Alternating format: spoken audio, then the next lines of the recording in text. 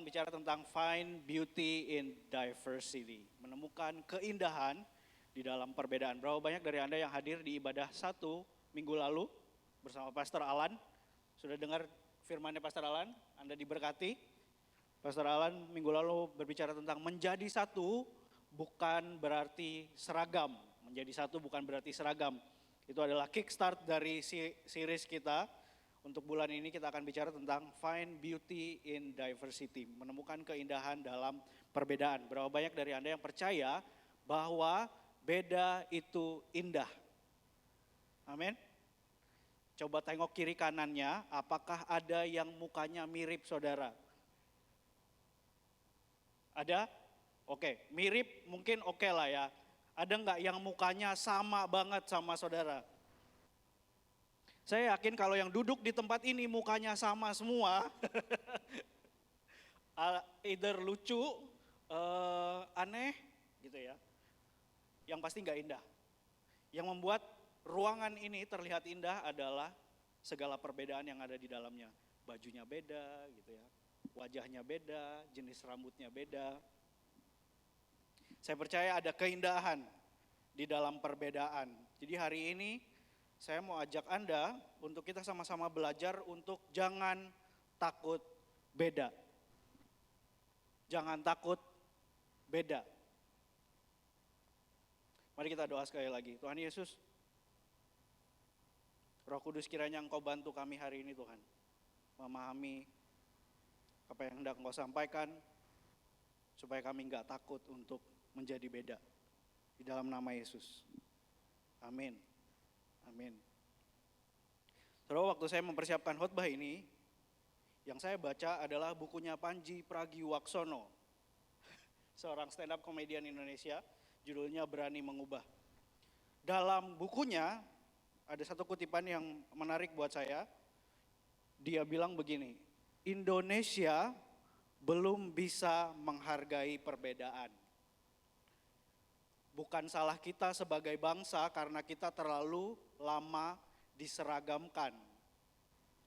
Dahulu kita tahu kita berbeda, tapi kita tidak pernah benar-benar merasakannya.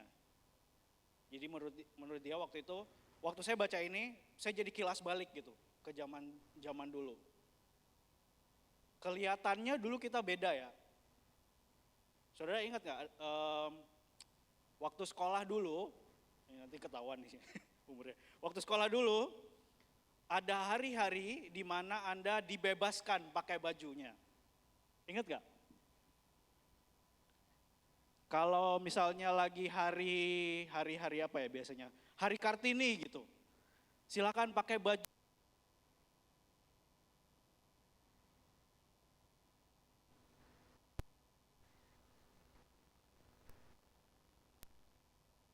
Hari tertentu boleh pakai baju bebas, hari Sabtu biasanya.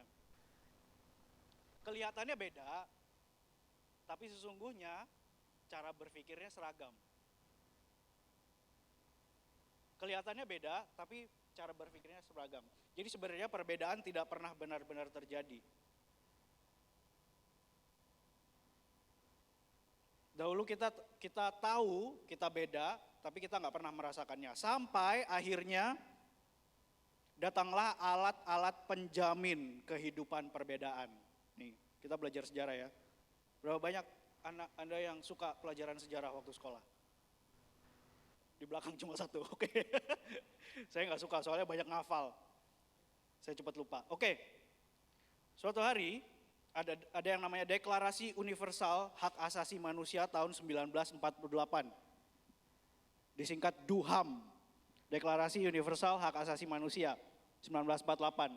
Yang sudah diratifikasi oleh pemerintah Indonesia, yang artinya sepakat untuk menjalankannya bersama dengan negara-negara lain di dunia. Yuk kita baca sama-sama. Setiap orang berhak atas kebebasan pikiran, hati nurani, dan agama. Dalam hal ini termasuk kebebasan berganti agama atau kepercayaan. Menarik ya, berganti agama atau kepercayaan.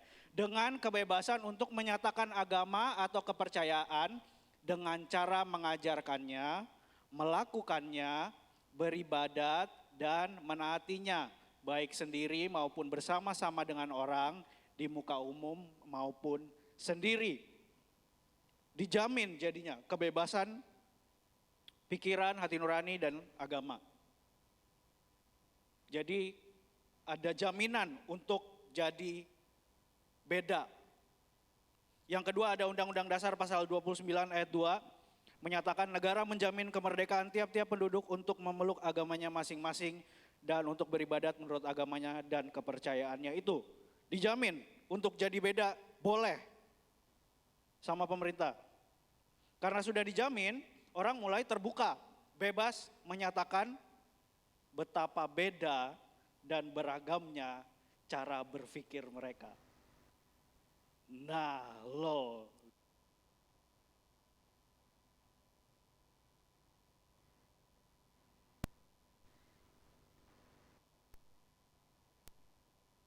mendaskan toleransi katanya. Padahal sebenarnya hanya memperlihatkan pada kita bahwa kita belum mampu hidup dalam perbedaan, khususnya ketika kita dihadapkan dengan kebebasan berpendapat dan berekspresi. Begitu orang-orang dijamin, mereka merasa aman untuk berpendapat, bisa menyatakan apa menjadi pikiran mereka, baru kelihatan perbedaan sesungguhnya. Oke, kita nggak usah ini deh, kita nggak usah ngomongin pemerintahan deh, terlalu luas mungkin ya.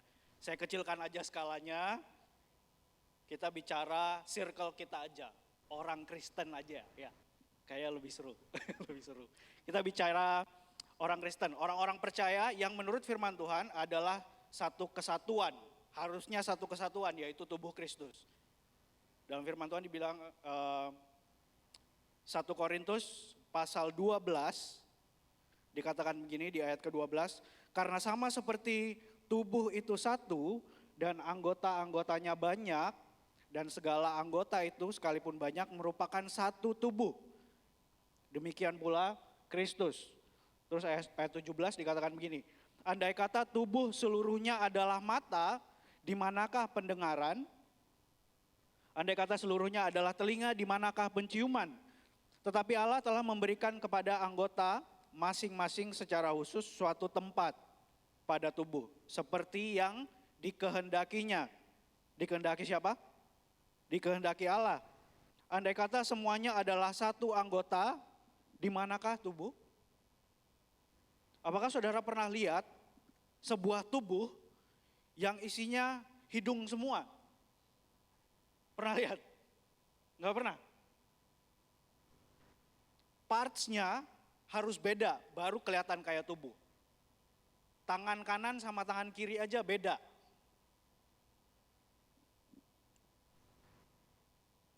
Harusnya satu tubuh banyak anggota yang beragam, yang bekerja bersama menurut fungsinya, dan itu yang membuat perbedaan itu harusnya normal. Harusnya it's okay to be different. Pertanyaannya, apakah orang-orang percaya, orang Kristen, tubuh Kristus mampu hidup dalam perbedaan? Sayangnya jawabannya adalah tidak. Nope, sama. Konflik juga. It's sad to say, tapi sayangnya gereja juga belum bisa menerima perbedaan. Setiap kali, gini, yang terjadi adalah gini, saudara. Setiap kali ada opini, pendapat yang berbeda, orang di gereja aja ya, kita ngomongnya orang di gereja aja ya, cenderung memisahkan diri, membuat divisi dengan yang punya pemahaman seragam, lalu tidak mau terlibat dengan yang berseberangan. Kalau kita merasa ada something yang beda, oh kayaknya dia beda nih. Dia kayak kita jadi langsung menarik diri, cari yang cara berpikirnya mirip-mirip, lalu ngumpul sama yang itu. Benar nggak saudara? Yang terjadi di tubuh Kristus di gereja, ya sangat disayangkan seperti itu. Beda cara percaya, langsung pisah jadi dua aliran, ada Katolik, ada Protestan. Beda cara ibadah, langsung pisah jadi banyak denominasi berdasarkan cara ibadahnya. Ada Pentakosta, karismatik, Lutheran, ada yang tradisional, rock, jazz, dangdut, nggak tahu. Beda cara berorganisasi, pisah jadi sinode. Ya, ada GSJA, GBI, AFGF, dan lain-lain. Atau ada yang gini, beda generasi, pisah juga grupnya. Ada grupnya anak-anak muda, ada grupnya dewasa muda, yang setengah dewasa setengah muda gitu. Ya nggak? Belum bisa menerima perbedaan. Nggak ada salahnya dengan beroperasi menurut fungsi masing-masing, saudara. Tapi yang disayangkan adalah terjadinya perpecahan, terbagi-bagi di antara anggota. Why? Kenapa? Karena gini, berbeda itu nyaman kalau nggak berseberangan. Different is comfortable as long as it's not the opposite. Beda asalkan masih tetanggaan, masih mirip-mirip, it's okay. Tapi kalau udah berseberangan, nggak nyaman. Oke, cara jelasinnya gimana? Gini kok, sneakerhead ya. Anak-anak yang ngakunya sneakerhead, yang suka sepatu, biasanya mereka akan ngomong, sama Richard kayaknya ngerti juga. Jadi dia bilang gini, Chat, kita beda kok. Ada Nike, ada Adidas, ya kan? Sama-sama produk Amerika tapi. Begitu datang produk lokal yang namanya Nah Project, beda conversationnya. Beda itu nyaman, asal masih di satu line. Kalau berseberangan udah gak nyaman. Oke, gini-gini. Gereja nih, gereja sering bilang, we are a freedom church gitu. Kita gereja yang berekspresi secara bebas, termasuk dalam berpakaian. Kita beda kok, ada yang suka pakai t-shirt, ada yang suka pakai hoodie gitu. Ada yang kemejaan, tapi begitu ada yang datang buka pintu pakai jas, dikancing, sepatu pantofel, beda. Cara lihatnya, cara welcome-nya, right? The opposite juga sama. Yang sebaliknya juga sama. Ada gereja yang sangat-sangat formal, semuanya pakai jas. Begitu ada yang datang di pintu pakai celana pendek, berseberangan. Beda itu nyaman selama nggak berseberangan. Atau gini, anak worship team mana nih? Biasanya di gereja, let's do something different. Gitu. Mari kita bikin sebuah yang berbeda. Yuk kita bikin musiknya berbeda gitu. Biar nggak gitu-gitu aja. Tapi end up sebenarnya sama aja gitu. Kalau anak musik agak susah ya ininya. Kita bikin beda aransemennya, tapi tetap ngikutin worship yang di luar gitu. Kalau mau yang beda tuh sekalian, boleh diputerin nggak guys lagunya?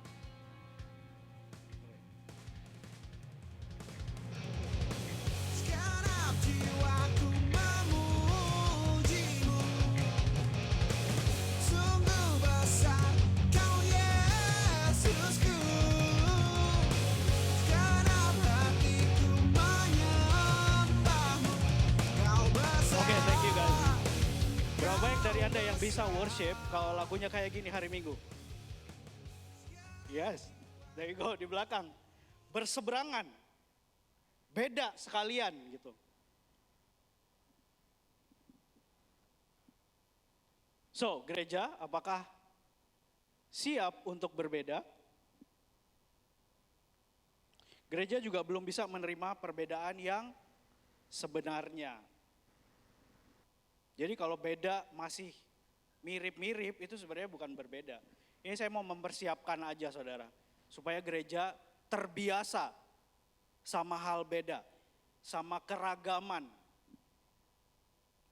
Keberagaman atau perbedaan harusnya saling melengkapi, bukan jadi penyebab untuk tubuh Kristus terpecah-pecah. Harusnya enggak jadi penghalang untuk tubuh bersatu. Dalam Matius 12 ayat 25 dikatakan begini, setiap kerajaan yang terpecah-pecah pasti binasa. Dan setiap kota atau rumah tangga yang terpecah-pecah tidak dapat bertahan. Again, saya mau ngomong skala kecil aja, kita nggak usah jauh-jauh ke pemerintahan lah ya, gereja aja. Kalau Anda merasa bahwa gereja hari ini terpecah-pecah, gereja hari ini terbagi-bagi, gereja hari ini nggak bisa bersatu satu dengan yang lain, masih ngomongin, saling ngomongin satu dengan yang lain. Could it be? Karena kita belum bisa menerima, kita belum bisa accept perbedaan.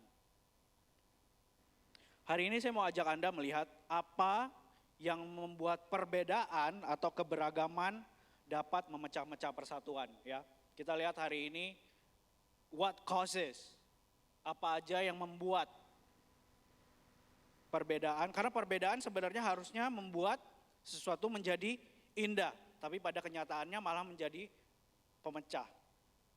Hari ini saya ajak Anda lihat apa yang membuat keberagaman menjadi pemecah. Minggu berikutnya kita akan sama-sama lihat bagaimana perbedaan bisa jadi pemersatu. Is that okay? Yang pertama, saya rangkum dulu, baru kita breakdown satu-satu. Biasanya penyebab perbedaan menjadi pemecah adalah kelupaan. Cuma karena kelupaan. Lupa. Siapa yang tahu lagu itu?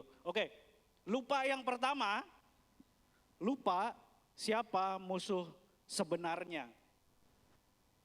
Forgetting the real enemy. Lupa siapa musuh sebenarnya. Firman Tuhan Efesus 6 ayat 12 berkata begini. Sebab kita berjuang bukannya melawan manusia, melainkan melawan kekuatan segala setan-setan yang menguasai zaman yang jahat ini. Kita melawan kekuatan roh-roh jahat yang menguasai ruang angkasa. Bukan manusianya yang dilawan. Each other, sesama, that's not the real enemy. Itu bukan musuh yang sebenarnya. People is not our enemy. Semua yang berwujud manusia, semua yang berwujud people, gak peduli betapa beragamnya mereka, gak peduli betapa bedanya mereka, bukanlah musuh yang harus dilawan. As long as they're still people, they're not your enemy. Mereka bukan musuh Anda.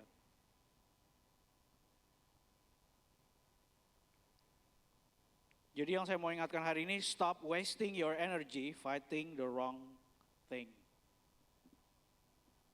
Jangan buang-buang tenaga melawan hal yang salah. Jangan lupa, people is not our enemy. Itu kelupaan yang pertama, lupa siapa musuh sebenarnya. Kelupaan yang kedua, lupa amanat dan tujuan atau fungsi sebenarnya dari siapa kita, siapa gereja. Matius 28, karena itu pergilah, jadikanlah semua bangsa muridku dan baptislah mereka dalam nama Bapa dan Anak dan Roh Kudus, dan ajarlah mereka melakukan segala sesuatu yang telah kuperintahkan kepadamu. Dan ketahuilah, aku menyertai kamu senantiasa sampai kepada akhir zaman. Ini amanat agung dari Yesus sendiri. Pergi dan jadikanlah semua bangsa muridku.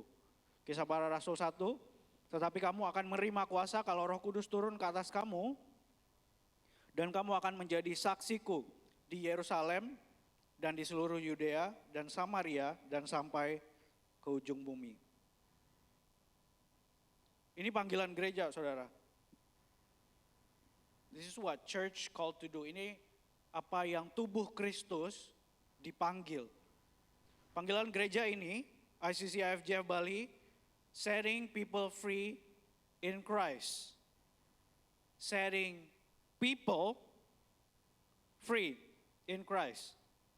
Ini fungsi kita sebagai anggota tubuh. People, kata majemuk, dan beragam, skala kecilnya person. Coba tengok kiri kanannya lagi. That's your calling. That's not your enemy, jangan lupa juga.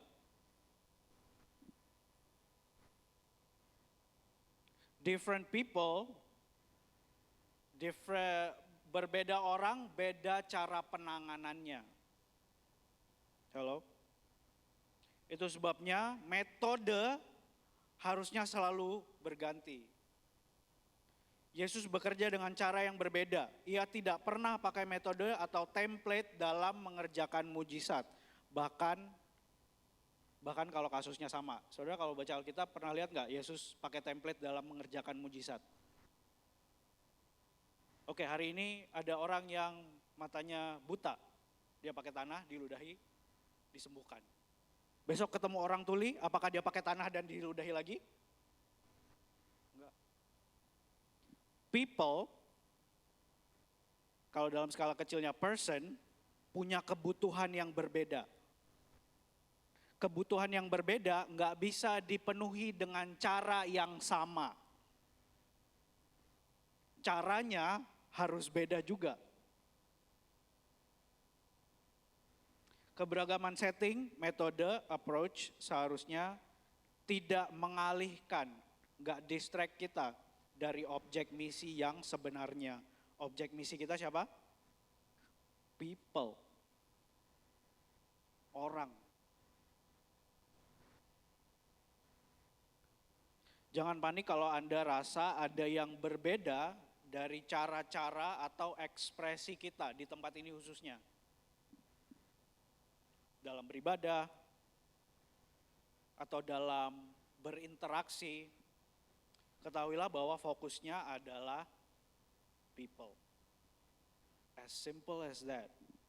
Jangan lupa, people is not our enemy. Jangan lupa, panggilan kita, amanat kita juga untuk people. Lupa yang berikutnya, masih banyak ya lupanya. Lupa yang berikutnya adalah lupa diri.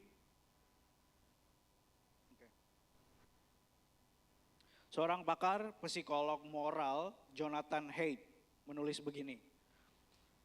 Obsesi umat manusia terhadap kebenaran sering membawa manusia menuju obsesi merasa paling benar. Saya ulangi, obsesi umat manusia terhadap kebenaran seringkali membawa manusia menuju obsesi merasa paling benar.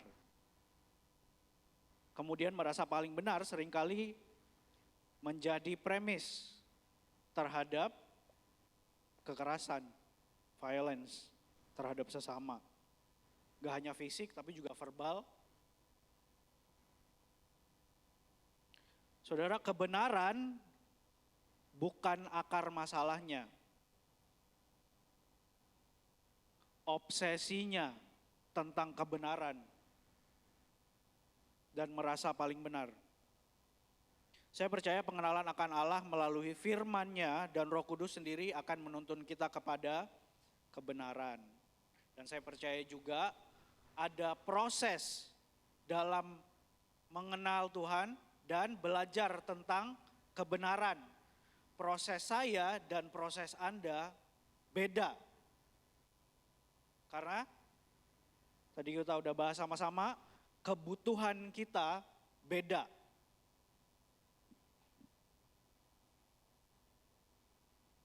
Kalau kita fokus kepada proses masing-masing, dan tidak memaksakan proses kita terhadap proses orang lain, kita bisa hidup rukun dalam keberagaman dan perbedaan. Gak akan ada perpecahan. Firman Tuhan dalam Yohanes 16 ayat 13 sampai 14. Tetapi kalau Roh itu datang, yaitu Dia yang menyatakan kebenaran tentang Allah, kalian akan dibimbingnya untuk mengenal seluruh kebenaran.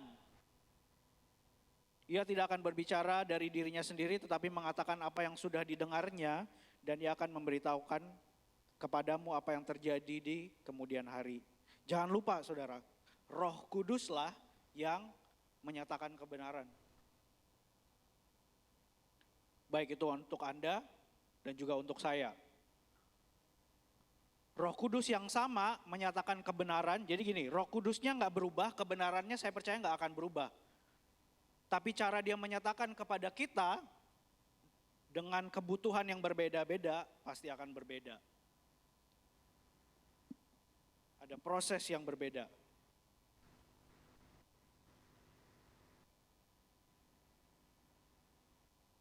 Kelupaan yang terakhir, lupa siapa yang raja sebenarnya.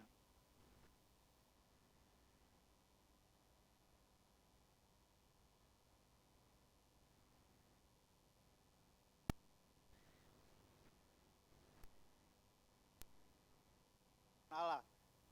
Dan yang telah merubuhkan tembok pemisah, yaitu perseteruan. Sebab dengan matinya sebagai manusia ia telah membatalkan hukum Taurat dengan segala perintah dan ketentuannya untuk menciptakan keduanya menjadi satu manusia baru di dalam dirinya. Dan dengan itu mengadakan damai sejahtera dan untuk memperdamaikan keduanya di dalam satu tubuh dengan Allah oleh salib, dengan melenyapkan persekutuan pada salib itu. Di dalam Kristus kita dipersatukan, dijadikan menjadi serupa walaupun kita beda dan beragam. Jadi harusnya Kristuslah yang berdaulat, yang menjadi raja.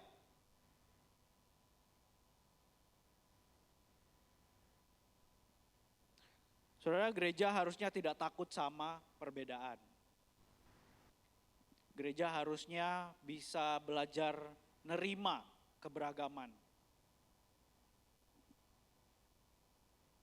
Gak cuma nerima, tapi juga bisa berjalan dan bekerja bersama. Saya percaya panggilan kita sebagai gereja untuk membawa jiwa-jiwa bisa lebih efektif kalau misalnya kita bekerja bersama dan berjalan bersama despite of all the differences. Walaupun satu sama lain berbeda. Apakah proses itu akan nyaman? Enggak juga. Karena tadi kita udah belajar. Kalau kita beda, apalagi berseberangan, pasti enggak nyaman. Tapi di awal tadi kita sudah bilang, beda itu indah. Ada keindahan di dalam perbedaan. Perbedaan gak akan menimbulkan perpecahan atau terbagi-bagi asalkan kita fokus pada hal yang benar. Saya akan tutup dengan ini. Gereja harusnya gak usah takut beda, asalkan jangan salah fokus. Fokus kita hanya dua kok. Fokus kepada Kristus sebagai kepala gereja, kemudian fokus kepada people, orang-orangnya sebagai anggota tubuh. Kalau kita fokus sama dua ini, apapun yang menjadi perbedaan kita, beda cara berpikir, beda cara pandang, beda bahasa, beda pemahaman, beda proses, gak akan menghalangi apalagi sampai memecah-mecahkan. Saya percaya gereja bisa lebih powerful di dalam panggilannya kalau kita bisa menerima perbedaan.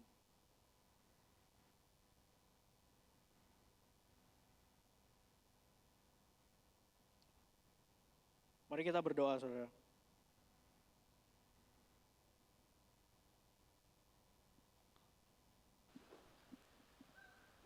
Tuhan, kami mau bersyukur untuk segala perbedaan yang Kau tempatkan di sekitar kami. Teach us to embrace, Lord. Ajar kami untuk menerima dan merangkul perbedaan. Ajar kami untuk bisa bekerja bersama di dalam perbedaan kami. Baik itu sebagai tubuh Kristus di gereja ini maupun tangan Kristus di luar sana. Ajar kami untuk gak nervous, untuk gak takut waktu kami melihat perbedaan yang sesungguhnya. Tapi belajar untuk nerima.